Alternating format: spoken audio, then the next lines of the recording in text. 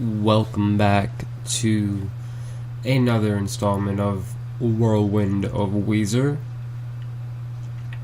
This night's episode is the Everything Will Be Alright in the End centric episode. But it spans the time frame of just after the release of Hurley in 2010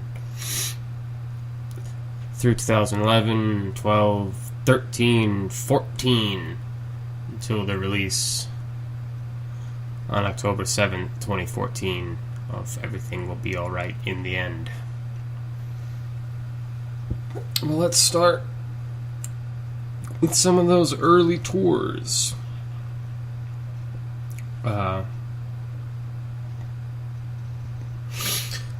From 2010 until 2011, they had their Memories tour, which wasn't really a tour in support of Hurley. It was more of like they would hopefully play 2 shows in your city, and the first night would be a set followed by the Blue Album in its entirety, and then night 2 would be a set with Pinkerton following in its entirety. And the set list was pretty static. It was pretty static for the opening sessions. It would start out with Memories on night 1 and go into If You're Wondering If I Want You To, I Want You To, Troublemaker, Pork and Beans, Beverly Hills, Keep Fishin', Photograph, Island in the Sun, Hash Pipe, and Falling For You. And then for night 2, it would start with Memories, Pork and Beans, The Greatest Man That Ever Lived, Perfect Situation, Dope Nose, Island in the Sun, Hash Pipe, You Gave Your Love to Me Softly, Suzanne, and Only in Dreams. Although, these early Memories tour shows, or like for the Memories tour proper, they played in LA at the Gibson Theater, and then San Francisco at the Nob Hill Masonic Center, then Boston at the Orpheum, New York at Roseland Ballroom, Chicago at the Aragon Ballroom, and then a long night in Las Vegas at the Joint. But during the New York and Chicago shows on the Pinkerton night, they did not play Island in the Sun, and in between Suzanne and Only in Dreams, they would play Jamie. And I had more like extended Memories tour stuff throughout, on May 27th and June 6th through 7th, July 3rd, July 13th through 14th in Tokyo, and then November 10th and 11th of 2012 in Orlando, and then some scattered times in 2013 and 2014, as well as the Weezer Cruise. The Weezer Cruise. But first, the 2011 tour ran from April 29th until October 14th. Now, the 2012 tour ran from May 31st until November 11th. But they kicked that one off with the Weezer Cruise from January 19th to the January 21st, 2012.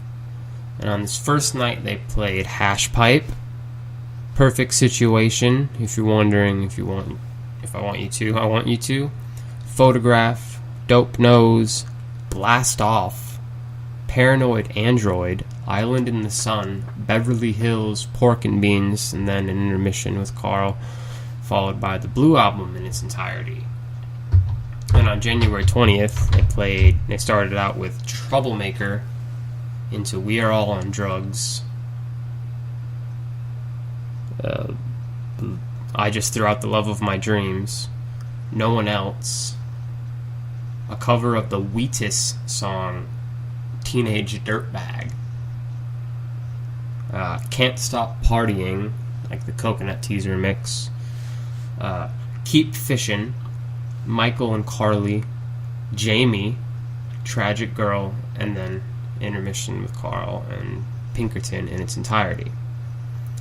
July 21st would also play Pinkerton in its entirety, January 21st, sorry, would also play Pinkerton in its entirety, but it would start out with Memories, then Devotion, Suzanne, Trippin' Down the Freeway,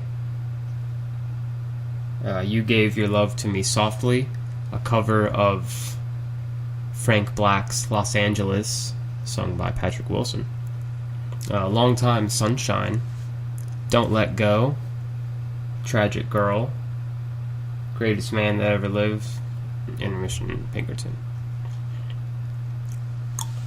And they did the 2013. Hold up. Let's look at the set. The typical set for the 2012 tour featured variable mix of songs that featuring Tired of Sex, My Name Is Jonas, Troublemaker, Long Time Sunshine, Undone, Perfect Situation, I Think We're Alone Now, cover of the Tommy James and the Shondells song, Beverly Hills, Island in the Sun, Dope Nose, which would be sung by Scott Schreiner, Can't Stop Partying, if you're wondering if I Want You To, I Want You To, Trippin' Down the Freeway, Put Me Back Together, Hash Pipe, You Gave Your Love to Me Softly, Suzanne, Buddy Holly, El Scorcho, Pork and Beans, Greatest Man That Ever Lived, Get You, Keep Fishin', We Are All on Drugs, Burnt Jam, Death and Destruction, Don't Let Go, Memories, and I'm Your Daddy, with like a Poison cover, Talk Dirty to Me, in the encore, especially the first half of the year, and then they started to work some of those later songs I mentioned up into the set, and like Say It Ain't So would also be the encore, but then they would work like Buddy Holly into the encore. And I think Undone was in the encore once. And the 2013 tour would kind of look the same as like the 2011 tour, which I haven't said yet, but it was basically like Hash Pipe and Troublemaker, Undone, Perfect Situation, My Name Is Jonas, Beverly Hills, Photograph, In the Garage, Pork and Beans, Only in Dreams, Dope Nose, El Scorcho, Say It Ain't So, Surf Wax America, and No One Else. Along with If You're Wondering If I Want You To, I Want You To, and Buddy Holly. 2013 had a little more of like the 2012 selection in there, but it kind of reduced it back more to the 2011 levels. And the 2014 tour was kind of the same way, except they would occasionally do a cover of MGMT's Kids, and not the Poker Face version of a couple years before. And then they would start going into the studio with Rick Ocasek. On January 16th of 2014, they went into the Village recording studio in LA for their first of an intended 3 sessions with Rick Ocasek. And we know for sure that they started tracking Da Vinci first. And I'm gonna kind of assume that they probably started Back to the Shack during this first session. Another song, I don't know. That was the first single, so I feel like it was probably worked on in the earliest session and then completed in the second session. But yeah, I don't really know what songs were worked on, so I can really only guess. But each session was a couple weeks long, and the second session that started out on sometime in March. So they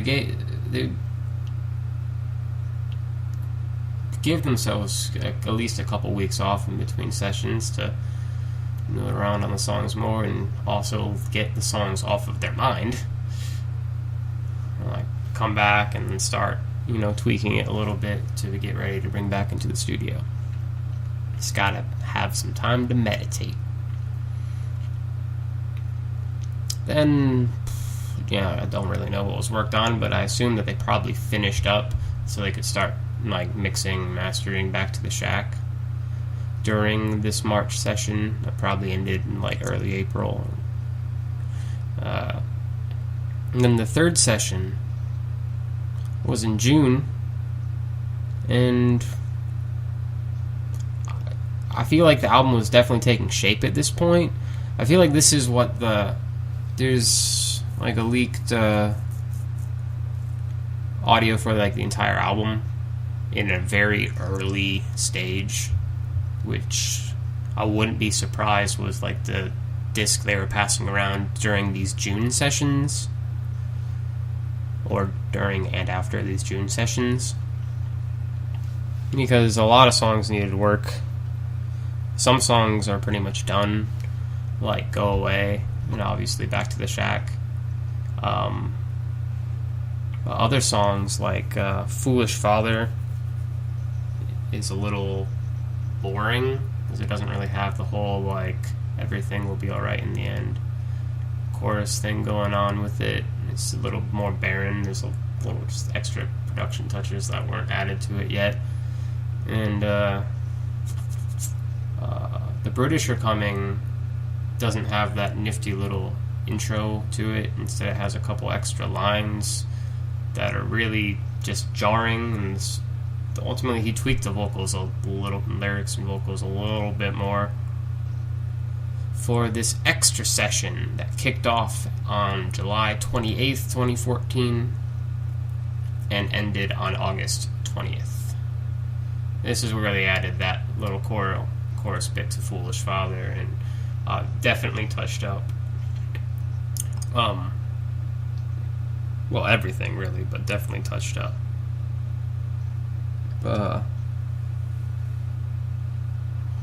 Where did it go?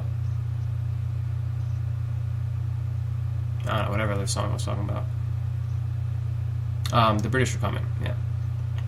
And Anonymous was definitely reworked in between whatever session that early mix was floating around on, let's say it's June.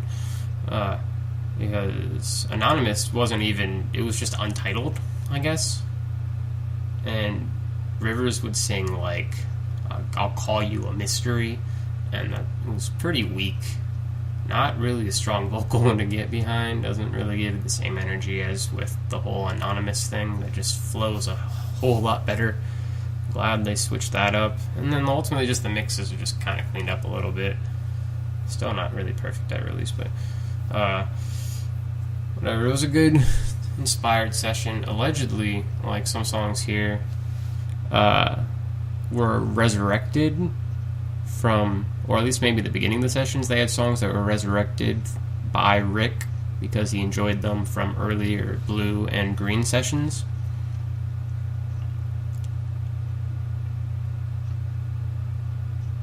So that's and that certainly like was like kind of a story behind like Back to the Shack and Eulogy for a Rock Band and stuff like that. And then Go Away.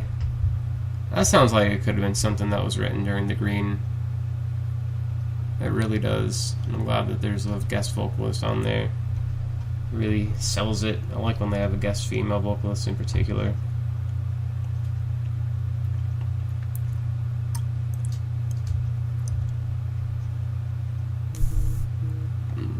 I wonder if we'll ever get another Rick Ocasek produced album by then. Or maybe another compilation that will feature some of the songs that he worked on, because there's quite a bit of outtakes from these sessions, like Weekend Girl, which was adapted from the Burning Sun Summer Songs 2000 in contention for the Green Album, which evolved into Weekend Woman, which later appeared on Pacific Daydream, one of the better songs on that album. But other songs that were worked on during this time were Live My Life and The Rules of Life. I need some of that. Gravity will bring you down. Are we good? Caveman. It's been so long. Call the police. El Presidente. Everybody needs salvation. East Coast versus West Coast. I'm not really sure East Coast versus West Coast was really in contention for the album, but just something they were...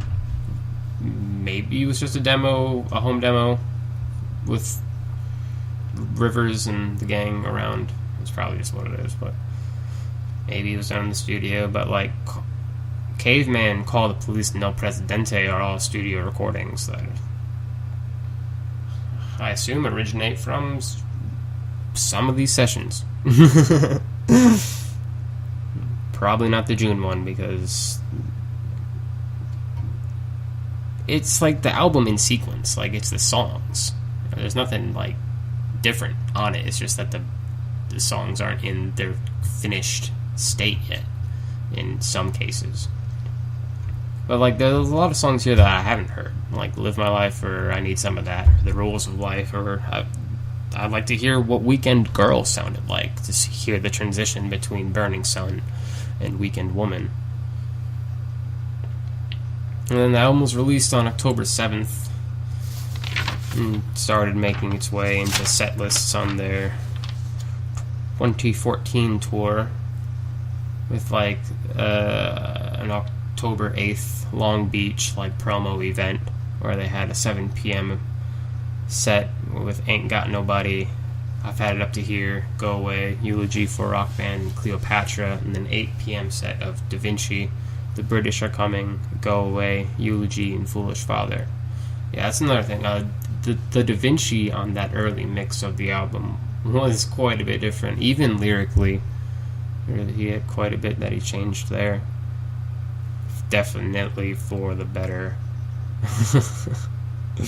And then, let's see, on October 16th, Anonymous, Back to the Shack sort of re-entered their concert experience, as well as The Wasteland. And then October 24th, they had an encore starting with Foolish Father and Wasteland, Anonymous, and Return to Ithaca. That whole sequence there. And then October 25th, they had an acoustic set featuring You Gave Your Love to Me Softly, Why Bother, King, El Scorcho, The Other Way. I see some representation from that. The Good Life, Island in the Sun, Suzanne, and Buddy Holly, followed by an electric, full, Everything Will Be Alright in the end. And that would be it for that album, the third effort featuring Rick Ocasek doing the production work there. And the Weezer would return to the studio in 2015 for the one-off single of Everybody Needs Salvation, which was also worked on during those sessions. That would be released to the fan club in 2015, and then it would just generally end up getting online just to everyone. And that would be Sean Everett producing, who worked on like Hurley and the Death to False Metal compilation there. And that is it for this installment. But until next time,